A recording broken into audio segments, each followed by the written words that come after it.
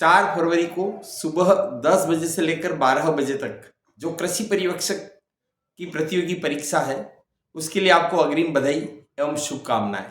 यहाँ पर ध्यान रखिए कि 385 नॉन टीएसपी और 45 टीएसपी कुल 430 पोस्ट हैं। इस ऑब्जेक्टिव टाइप के एग्जाम में आपसे 100 प्रश्न पूछे जाएंगे और हर प्रश्न 3 अंकों का है, यानी कुल 300 अंकों की यह परीक्षा है। अब आपको इसके लिए मिलेंगे 2 घंटे, यानी प्रत्येक प्रश्न के लिए 72 सेकेंड। इन 72 सेकेंड में आपको प्रश्न को पढ़ना है, उसके सभी ऑप्शंस को पढ़ना है, सही उत्तर तक पहुंचना है और उससे संबंधित सर्किल को भरना है। इस सब के लिए 72 सेकेंड मेरे हिसाब से पर्याप्त है। अब मैं बात कर रहा हूँ कुछ इंपॉर्टेंट टिप्स जिसकी सहायता से आप इस परीक्षा में आखिरी समय में भी अपने अंकों में थोड़ी बढ़ोतरी कर सकते हैं 5-7% और अपने सिलेक्शन को तुलनात्मक रूप से और सुनिश्चित कर पाएंगे। सबसे पहले समझ लेते हैं कि प्रश्न पत्र 5 भागों में बटा हुआ है। पहले भाग में हिंदी के आपसे 15 प्रश्न पूछे जाएंगे, कुल 45 अंक। दूसरे भाग में राजस्थान जीके, इतिहास और संस्कृति है, 25 प्रश्न है, कुल 75 अंक। याद रखिए यहाँ जो भी क्वेश्चन है वह सिर्फ राजस्थान से रिलेटेड है, इसलिए आपके लिए इजी रहेगा। तीसरे भाग में शस्य विज्ञान, चौथे भाग में उद्यानिकी और 5वें भाग में पशुपालन। इन तीनों भागों से 20-20-20 कुल 60 क्वेश्चन होंगे और 180 अंक रहेंगे। ऑब्जेक्टिव टाइप के इस पेपर में आपको ध्यान रखना है कि आपको माइनस मार्किंग जो है ना 1/3 है, मतलब एक प्रश्न सही हुआ तो आपको 3 अंक मिलेंगे, लेकिन अगर उसका उत्तर आपने गलत भरा तो आपका 1 अंक कटेगा। यानी अगर आपके 3 प्रश्न गलत होते हैं, 3 प्रश्न के उत्तर, और 1 प्रश्न का उत्तर सही होता है तो आपको कुल मिला के -3 + 3 = 0। लेकिन आप रिस्क ले सकते हैं, कैलकुलेटेड रिस्क है ना, जहां आपको थोड़ा सा आइडिया लग रहा हो। यहां पर आपको पेपर को हल करते समय क्या सावधानी रखनी, सबसे पहले मैं आपको बता दूं जो एक नई चीज है, 5वां विकल्प। 5वां विकल्प होता अनुत्तरित प्रश्न। साथियों अब तक क्या होता था कि 4 ऑप्शन आते थे, आपको अगर किसी क्वेश्चन का उत्तर आ रहा है तो सर्किल भर दीजिए उससे संबंधित, और नहीं आ रहा है तो चारों सर्किल खाली छोड़ दीजिए। इसमें फर्जीवाड़े की कुछ आरोप लगे, उस जो एक संदेह है उसको खत्म करने के लिए इस बार ये व्यवस्था की गई कि 5वां सर्किल भी आएगा। अगर आप कोई भी प्रश्न अटेम्प्ट नहीं करना चाहते हैं तो आपको 5वां सर्किल भरना होगा। याद रखिए अगर कोई कैंडिडेट चाहेगी या भूल जाए कि उसने कोई प्रश्न तो हल करना ही नहीं और 5वां उसने सर्किल भी नहीं भरा तो उसके भी -1/3 कटेंगे, यानी 1 अंक माइनस होगा। अब कोई कैंडिडेट और ज्यादा क्वेश्चन खाली छोड़ देता है तो 10%, यानी 100 क्वेश्चन है, 10 क्वेश्चन तक अगर आप ऐसे नॉट अटेम्प्ट मतलब उत्तर नहीं भर रहे हैं और 5वां विकल्प भी नहीं भर रहे हैं तो प्रति प्रश्न 1 अंक माइनस होगा। लेकिन 10% से ज्यादा, यानी 10 से ज्यादा प्रश्न आपने ऐसे छोड़े हैं जिनमें आपने 5 विकल्प में से किसी भी विकल्प का सर्किल नहीं भरा है तो ऐसी स्थिति में आपको परीक्षा से वंचित कर दिया जाएगा। अब ये जो सर्किल भरने वाला इशू है इसमें आपको 2 घंटों के अलावा 10 मिनट एक्स्ट्रा दिए जाएंगे, जो इसलिए दिए जाएंगे ताकि आप वो जो 5वां सर्किल भर रहे हैं ना वो उसके लिए 10 मिनट आपको इस परीक्षा में एक्स्ट्रा दी जाएंगे, यानी आपकी ये परीक्षा 2 घंटों और 10 मिनट की होगी। यहां पर मैं आपको एक आगाह करता हूं कि याद रखिए आपकी परीक्षा में आपको परीक्षा केंद्र पर 1 घंटे पूर्व पहुंचना है, परीक्षा केंद्र के अंदर। तो 10 बजे आपको 9 बजे के पहले पहले परीक्षा केंद्र के अंदर एंटर कर जाना है। 1 मिनट या आधा मिनट भी अगर आप लेट होते हैं तो आपको परीक्षा में प्रवेश नहीं दिया जाएगा, भले आप वहां रोए पीटे, आरोप प्रत्यारोप लगाए, कोई भी आप अप्रोच का इस्तेमाल करें, आपकी कोई कुछ नहीं सुनेगा। इसलिए लापरवाही नहीं करें, आप समय से पहले अपने परीक्षा केंद्र पर पहुंचे। कई बार क्या होता है कौवे का बैठना हुआ और डाली का टूटना। आप परीक्षा केंद्र में गए और अचानक याद आए मैं पेन या प्रवेश पत्र तो बाहर ही भूल गया, और आप गाड़ी की डिक्की में या आपने किसी सगे संबंधी के साथ आए उससे लेने गए और इधर क्या हो गया, आपका 1 घंटा वाला जो है ड्यूरेशन वो आ गया और आपका मेन गेट बंद हो गया। अब आप लाख कहे कि मैं तो अभी अंदर आया था, वापस गया, इस काम से गया उस काम से गया, कोई नहीं सुनेगा, कोई मतलब नहीं। तो छोटी छोटी लापरवाही आपके पूरे भविष्य को खत्म कर देती है, इसलिए आप इस चीज का विशेष तौर पर ध्यान रखिए। यहां पर मैं आपको बता रहा था कि माइनस मार्किंग होने की वजह से आपको रिस्क नहीं लेनी है, और अगर रिस्क लेवे तो कैलकुलेटेड रिस्क लेनी है। अब जो राजस्थान जीके और हिस्ट्री और संस्कृति से रिलेटेड है, तो उदयपुर में माय मिशन निःशुल्क क्लासेस है, उसके संचालक है शुभम जैन। उनकी शॉर्ट ट्रिक्स बहुत अहमियत रखती है, आप आखिरी समय में भी यूट्यूब वीडियो से उनकी तैयारी कर सकते हैं। यहाँ पर मैं आपको बताऊंगा प्रश्न पत्र जैसे ही हल करना शुरू करें, स्पीड मेंटेन जरूर रखनी है, लेकिन हड़बड़ाहट घबराहट को हावी नहीं होने देना।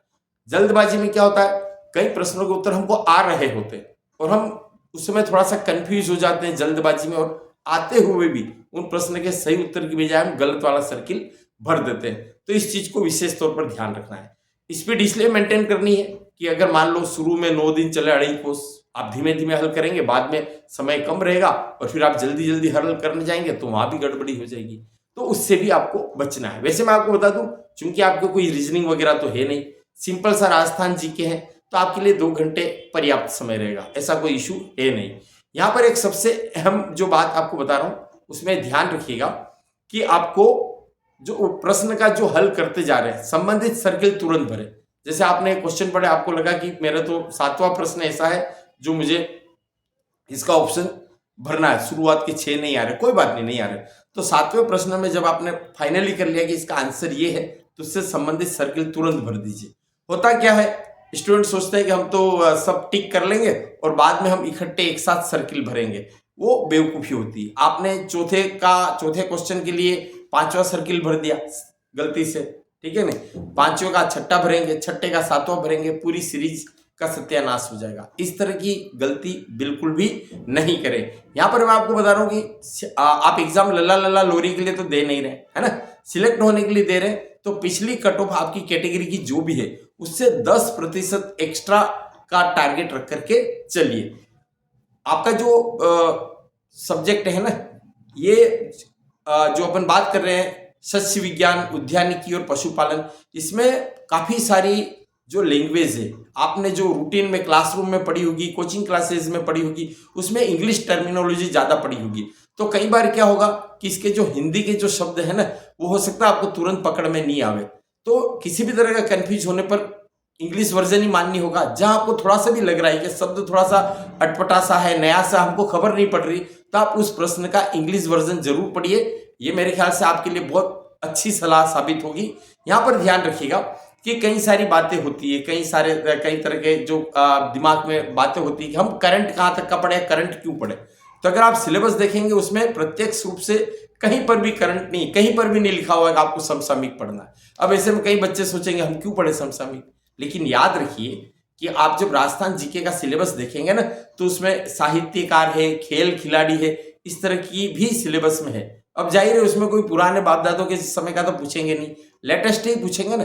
तो करंट को थोड़ा सा आप कंसर्निंग जो टॉपिक है उससे रिलेटेड लेटेस्ट अपडेट क्या है उनको जरूर ध्यान में रखिए। ये चीज आपके लिए विनिंग कॉम्बिनेशन रहेगा। अब कब तक का ध्यान रखें ये भी तो होगा ना। मैं आपको बता रहा हूं कि नॉर्मली पेपर 1 से लेकर 1.25 महीने पहले बन करके तैयार हो जाता है। तो मेरे हिसाब से 30 दिसंबर तक का जो भी आपका कंसर्निंग करंट है उसको ध्यान में रख लीजिए। मैं कुछ और बता रहा हूँ इंपॉर्टेंट क्या है कि जैसे आपके सस्य विज्ञान है उसमें एक पॉइंट है कृषि संबंधित योजनाएं। आपका जो उद्यानिकी है उसमें भी दे रखा है कि वर्तमान स्थिति क्या है फल और सब्जी उत्पादन की। उसी प्रकार से परिरक्षण से संबंधित टॉपिक में भी वर्तमान स्थिति वाला दे रखा है।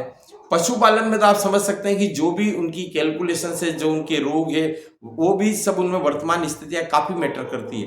तो आप करंट को अंडर एस्टिमेट करने की गलती कृपया नहीं करें। यहां पर मैं आपको एक चीज और बताऊंगा कि अगर हमको सावधानी क्या रखनी है। पेपर हल करते हैं, प्रश्न पढ़ रहे हैं और सर्किल कर रहे हैं। कई बार क्या होता है एक जोश होता है हमारे अंदर, जोश भी होता है, एग्जाम हॉल का जो साइको प्रेशर भी होता है। हम क्वेश्चन को पूरा नहीं पढ़ते हैं, थोड़ा सा पढ़ते हैं, हमको लगता है अरे ये तो हमको आता है और हम कर डालते हैं। वो एक गाना है ना, अरे कारियो कूद पड़ी हो मैदान में। तो यहाँ पर ध्यान रखिएगा कि आपको ऐसा नहीं करना है। यहाँ पर आपको पढ़ना है निम्न में से कौन सा जो विकल्प है सत्य नहीं है या असत्य है। तो सत्य नहीं है उस पर ध्यान देना। कई बार आपने सत्य पढ़ लिया, नहीं है पढ़ेंगे नहीं और सत्यानाश हो जाएगा। इस चीज को आप ध्यान रखना है। कई बार क्या आता है सुमेलित करना, घबरा जाते हैं, अरे हमको तो 3 या 4 सेट सुमेलित करना, हमको तो नहीं खबर पड़ रही। ऐसी बात नहीं है, आपको एक सेट भी पकड़ के हल करेंगे ना तो बाकी सारे हो जाएंगे। कूट चयन वाला है, कालानुक्रम वाले हैं, थोड़ी सी सावधानी से सही हो जाएंगे। अब कई बार क्या होता है कि हमको लग रहा है कि तुक्के तो लगाने ही पड़ेंगे, थोड़ा सा कंफ्यूजन हो रहा है, छोड़ तो सकते ही नहीं। तो वहां पर मैं थोड़े से आपको कुछ नुस्खे दे देता हूँ, कुछ टिप्स दे देता हूँ। एक तो याद रखिए, मन की आवाज को सुनिए। 4 ऑप्शन पढ़ने के बाद अगर आपके अंदर से आवाज आ रही है कि ये सही हो सकता है, यही है राइट चॉइस बेबी, आहा, तो याद रखिए उसके सही होने के चांस काफी हद तक होते हैं। कई बार ये मैंने देखा है 90% मामलों में ये चीज सही होती है कि अगर कोई ऑप्शन आता है उपरोक्त सभी सही है, इट मीन्स 90% केसेस में वह विकल्प सही होता है। आजकल क्या होता है, कंप्यूटर से जो रेंडमाइजेशन हो जाता है विकल्पों का, तो आपका पहला विकल्प कुछ हो रहा है, दूसरा आ गया उपरोक्त सभी सही है, तीसरा और चौथा कुछ और है। तो आप सोचेंगे कि उपरोक्त सभी सही है केवल पहले विकल्प के लिए, नहीं, अगर पहले या दूसरे विकल्प के लिए होगा तो नीचे लिखा होगा उपरोक्त दोनों विकल्प सही है। अगर उपरोक्त सभी सही है तो किसी भी नंबर पर आवे 4 में से, वो बाकी तीनों के लिए लागू पड़ता है। इस बात को विशेष तौर पर ध्यान रखिए। विशेष जानकारी जिस ऑप्शन में समाहित हो या फिर जो सबसे लंबा ऑप्शन हो उसके भी सही होने के चांस है।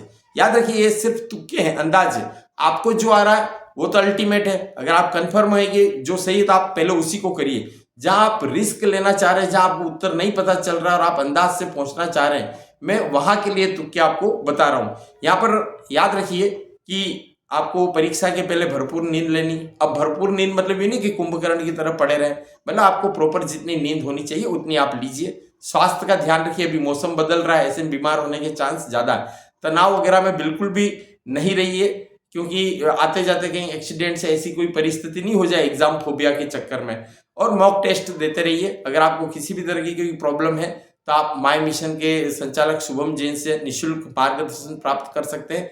आपकी सफलता के लिए शुभकामनाएं। धन्यवाद। जय हिंद।